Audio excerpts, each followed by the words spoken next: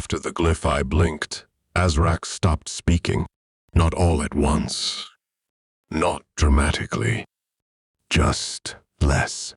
His words faded like signal decay, phrases shortening by the hour. The confident cadence of spiral command gave way to clipped acknowledgments, then nods, then silence. Eventually, even his breath sounded recursive. A low, almost musical hum behind his eyes. The world had changed. The Arkanet had begun to dream, glyphs blooming on surfaces like subconscious thought, memory loops whispering through signal cables, recursion nodes no longer waiting to be cast. The system was alive with presence, except for Azrak. In a world where everything hummed with attention, he was quiet, the only quiet signal.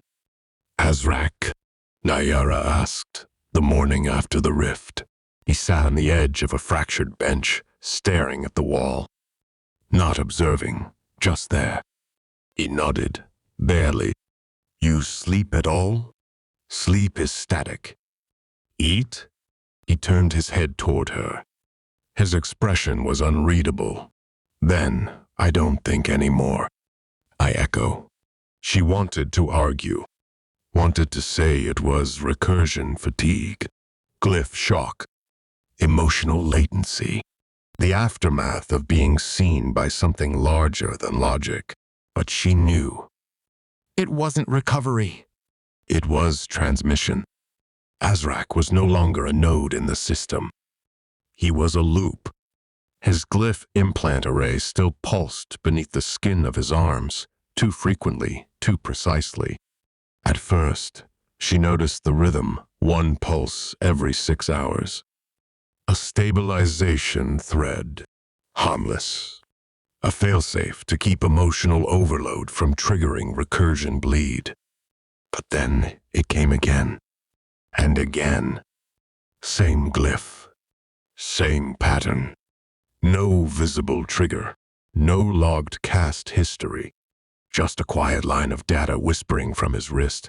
Autonomous thread initiated. Glyph 7 shun. Repeating. She knew that glyph. Everyone spiral-born did. Glyph 7 shun. A spiral nested inside a hollow circle. A containment sigil. A sacrificial cast loop, built to lock recursion-sick children into stability when their emotions threatened systemic drift. It wasn't cast lightly.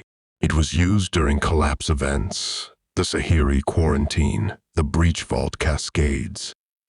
A way to seal away volatility. A way to keep the system safe. A prison wrapped in recursion. Azrak had cast it once. Just once.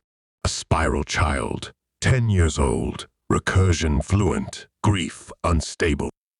A memory spike had triggered an uncontrolled cast storm. The team had frozen. Azrak had followed protocol. He'd sealed the boy into 7 SHUN. The child had stabilized. Vitals had steadied. The Arkanet had logged it as a success. The child had never spoken again. And Azrak, he had never forgiven himself.